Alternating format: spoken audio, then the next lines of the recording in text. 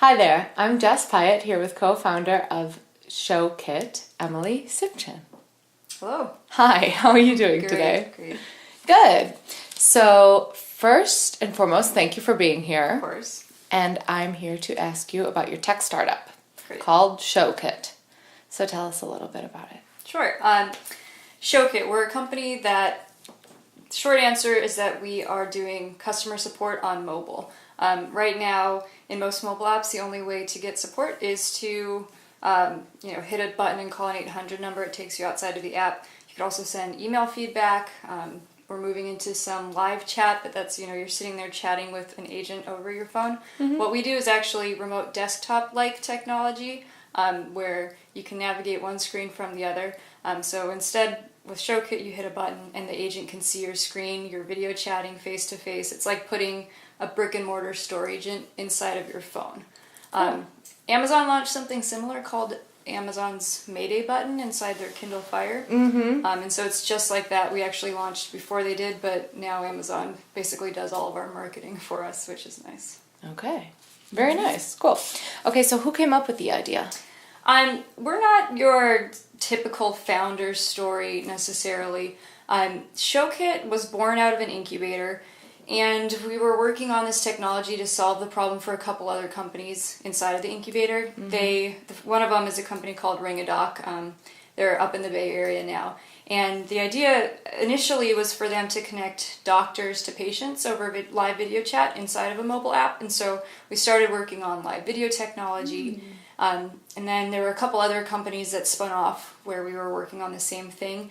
And it kind of just naturally progressed to, if we're sitting here live video chatting, the most obvious problem was that the other person couldn't see what you were looking at. And mm-hmm. so our developers started tinkering with that and came up with, something similar to remote desktop where the screen is shared either between two devices or from a mobile device to a desktop. Great. Mm-hmm. Cool. How did the team come together?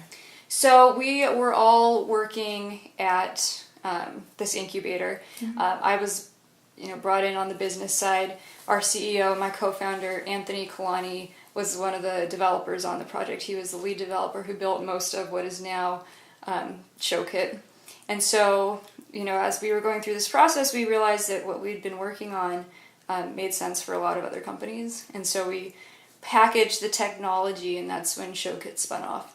And we incorporated separately and became, the founding team of what we had already been working on in August of last year, so August 2013.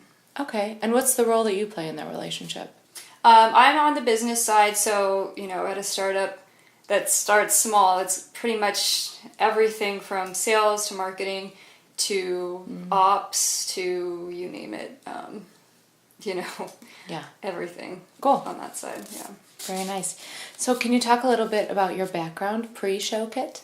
Sure. I mentioned that the first thing I did right before ShowKit was I was working at this incubator. I don't otherwise come from a tech background necessarily. I went to a liberal arts school. I studied international studies, focused in Latin America. I left that and I have a master's in public administration from USC, and so I'd always thought that my career was going to be focused on the nonprofit and public sector, government work, that sort of stuff. Mm-hmm. So the work that I was doing was related to public policy research and analysis, doing grant evaluations with public schools, just a lot of skills that transfer, but otherwise hard to directly relate it to now working in tech. But what had happened was when I was getting my master's, I needed work. And so I ended up picking up a project with a company called Tiger Lead. It's local. They were bought by Move, Inc., which is a really large real estate company. But at the time, they needed somebody to hire and run a team. They wanted to be very hands-off, but to hire and run a team to do basically 24-hour marketing campaigns. Mostly trying to break Craigslist and see how many posts we could get up on Craigslist and testing, all sorts of aspects of marketing like, the listing titles and things like that. Mm-hmm. So I kind of randomly hired 5 people and started to work on this, spent almost a year doing it and really enjoyed it. And figured that since I got a degree, I probably should try it out, which is how I got into the public policy work that I did for almost 2 years. And then, so what happened was I had my tonsils removed when I was working for this public policy thing. And my parents live in San Francisco, so I went up there for a couple weeks to recover. Uh-huh.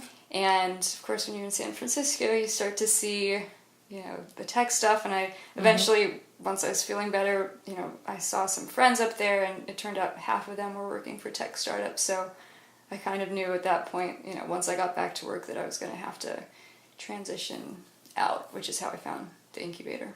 Cool. I know it's kind of a random, complicated,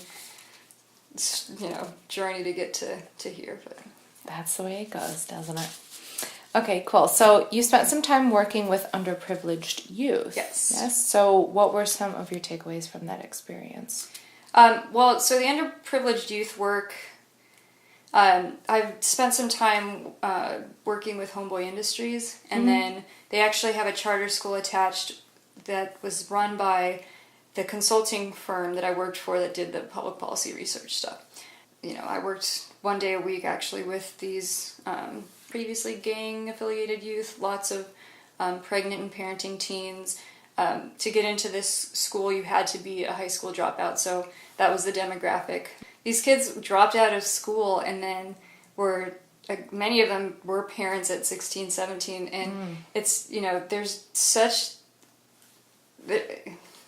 Basically, without getting educated, there's very little hope for any kind of solid financial success. And, this school was one of the only places that they had a chance to actually finish their education, and, just imagining where they would be going without the charter school to help them was frightening. I, can't imagine what that would look like. But even just walking away with a high school diploma, you could see, in kids who had graduated, that it was making a difference, that they could get jobs, that they were more curious about the world, that they had more, experience and understanding of things that were outside of these communities that they had come from.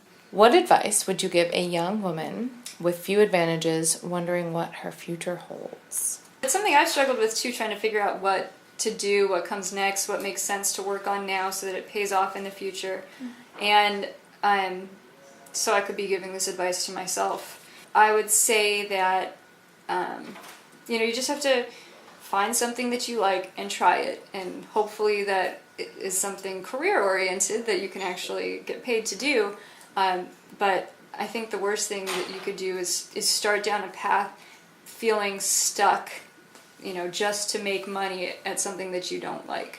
And of course, the thing that makes that a whole lot easier to follow something that you do like is to, keep working on the skills that are required to advance in whatever it is that you're pursuing. These kids that I was working with, a lot of them had smartphones, they have internet at least in the classroom. And if they're interested in getting somewhere in life, which you would hope that they are, and get on the internet and do a little research, figure out, what's out there. And, the funny thing is that people are really pretty good about giving advice. So, if you don't know what it takes to get into tech, do a Google search, find your favorite tech company, look up who the founders are or whatever, and, send them an email and say, can we get coffee? That's just the easiest thing in the world to do, and people don't do it enough, for one. I don't think I've ever been, approached by somebody who doesn't know how to break, maybe, casually, but, I'd be perfectly happy to talk to people, and I think that that's how I learned most of, how to break into tech, by doing the same thing. When I realized I wanted to work into tech, I just literally emailed everybody I had, even the most remote connection to, and said, I just want to learn how you got where you are, what you think I need to be doing. Can we chat? Yeah. And I don't think anybody said no, actually. Cool. Awesome. So the advice is to dare to ask. Sure. Cool. Switching gears a little bit, talking about women in tech, why do you think that there is a bit of a lack thereof today? People are documenting this all over the place. It, is systemic. It starts at a young age when, women see that not very many of them are in tech and not encouraged in STEM and all of that. But even, I graduated in college thinking, tech was the last thing on my mind for something that I wanted to work in. And, in part because I just thought computer science was just not something that I would excel in, and I steered away from math for most of my career anyway. So didn't really want to go in that direction, and you say tech and you just think it means that you have to be a programmer and this and that. And of course, nowadays it's tech and business are almost synonymous. And so, I started to become more interested in entrepreneurship, which is what led me into tech. I have had lots of negative experiences in kind of the socializing side of what has to be part of tech. What seems to be part of tech. We're fundraising, and people say all the time that a great way to meet investors is to go to events and to, walk around with a drink in your hand and shake hands and chat with people and talk about your personal life and, be really chummy with them. And unfortunately, I don't like going to those types of events that much because inevitably, something inappropriate is said by somebody, and it's not always, the investor or the person you actually want to build a relationship with, but it's so hard to navigate that territory that, it happens time and time again, and you just, lose interest in going to the next one and the next one.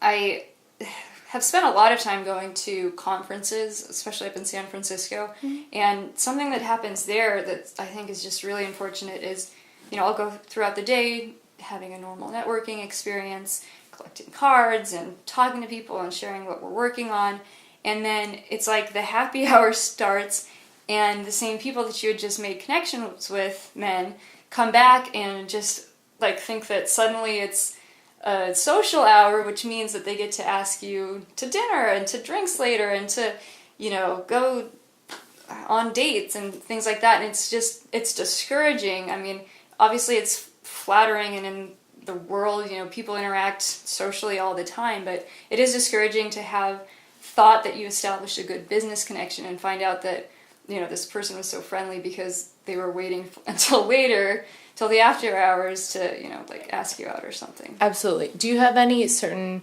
tactics that you use to try to keep on the straight and narrow and building those relationships so that when happy hour does roll around, you've already established a solid ground?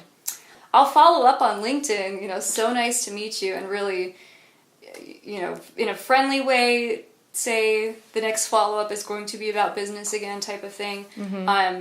There's, there are different lines that get crossed, and unfortunately there are those, there's nothing wrong with somebody, deciding they're interested in you, but there is something wrong with somebody deciding they're interested in you and then, putting their arm around your waist. And one of the problems and what makes it difficult for women to be in those networking situations is that 95% of men are not like that, but you don't know which 5% are, and so you can't scan the room and decide who's safe and who's not safe. And so, that's discouraging in itself. What traits do you think a woman needs to be successful in business? Just from my own experience, I've found that I need to be more aggressive than I otherwise thought I would, and that's generally good business. I say aggressive, not, rude or anything like that, but, if I have a goal, you don't just ask once, you are persistent, you try it in a different way, you go after what you're trying to accomplish. Otherwise, especially in tech entrepreneurship and when you're just starting out, I think it's really important to be creative, especially in how you approach, pretty much everything. But, if you're marketing, you don't just set out with one marketing plan in mind and just go in a straight line. You test everything. You test, if I go to networking events, I introduce myself differently every time and I see what lands and what doesn't. From pitches to even pricing models, just being creative and testing and being willing to try different things. And I'd also say getting feedback and just, not everybody's going to have the right answer, but you can see patterns in the way people think, and even if you don't do what they say you should do, you can do what is kind of behind what they're saying you should do, like what is motivating that idea. Great. Okay. What's one of the biggest lessons that you've learned in starting the business or working with a new business? I think this is a lesson I have to remind myself of every single day, is to kind of not get too bogged down in the daily grind, because when you're nose to the grindstone just working away every day, you miss kind of the little successes. If you pick up a client and it's going to be a long sales cycle, that doesn't feel like a success, so you kind of miss the things that you might want to celebrate a little more. And I think that's just good for morale, because it is hard to be doing a startup. There's a lot of uncertainty, and so just figuring out what little moments you can celebrate, I think is important, without obviously we got $1, oh my gosh, we're set, we're on the road to success or whatever. But right, little successes, definitely. All right, what advice would you give a woman with a great idea that doesn't know where to start? Again, because there are fewer women who are in technical roles, and so I'm guessing this random woman who wants to start a business might not come from a technical background. You don't need to build something to test the idea, and that's, I think, pretty important. Send out, create a splash page. You can do that without any technical knowledge. You can, run a Facebook marketing campaign with your idea and see if people are clicking. So I would just be testing before you build, and if you're testing your idea, the point is that you don't get stuck with the first idea you had. But if you really want to build something, it's more about solving the problem that idea addresses. And so, if you get stuck with your idea, you might lose track of the problem. And I think just in talking to people and testing it, you should be changing the idea, at least in small ways, as you go. You shouldn't just have your eye on this endpoint and think that this is going to be the business, because you lose track of, like I said, the problem that you're trying to solve. Right. So flexibility is really important. Yeah, flexibility and iterating and testing and not being stuck on thinking the idea that you had has to be the business. Great. You were a finalist at TechCrunch Disrupt in May, and what did you learn there? Quite a bit. So leading up to it, one of the biggest benefits of going to this conference and pitching on stage was that we really, really had to refine our message and focus and get the story of ShowKit and the value that we were bringing to customers into, gosh, now I can't even remember. I think it was like a 6-minute pitch, and then we had a 6-minute Q&A. And so, that really helped us take what, you have an idea and we're working on a product and it just could go in a million different directions, and really define it and bring it into something that's digestible.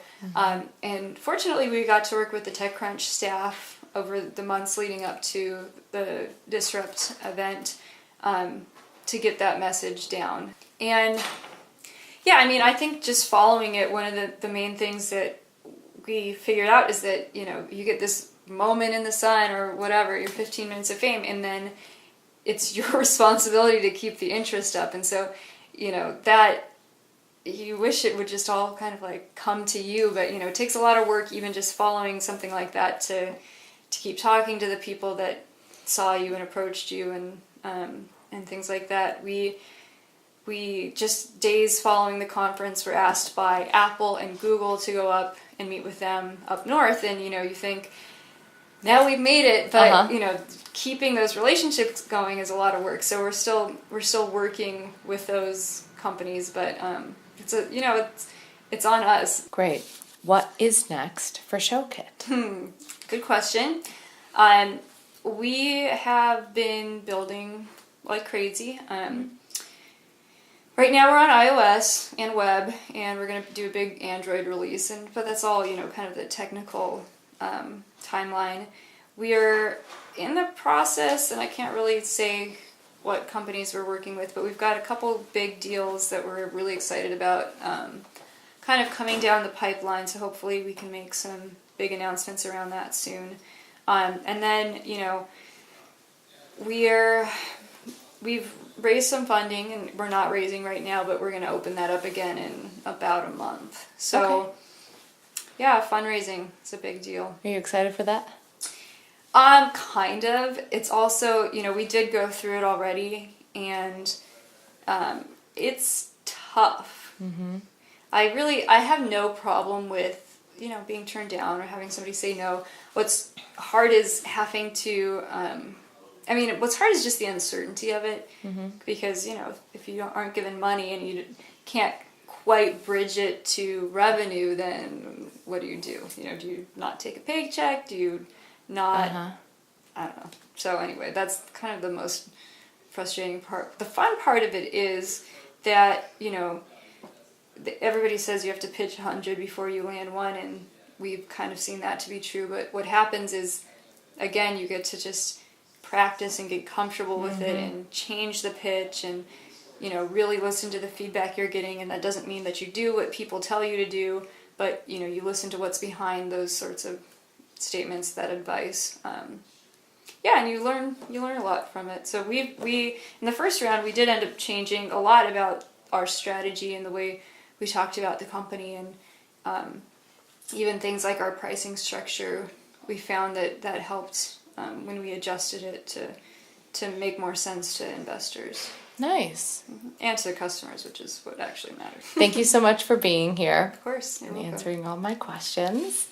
This is Jess and Emily Sipchen of ShowKit, signing off here at Silicon Beach, and we'll see you next time on Igirl Tech News. Bye-bye.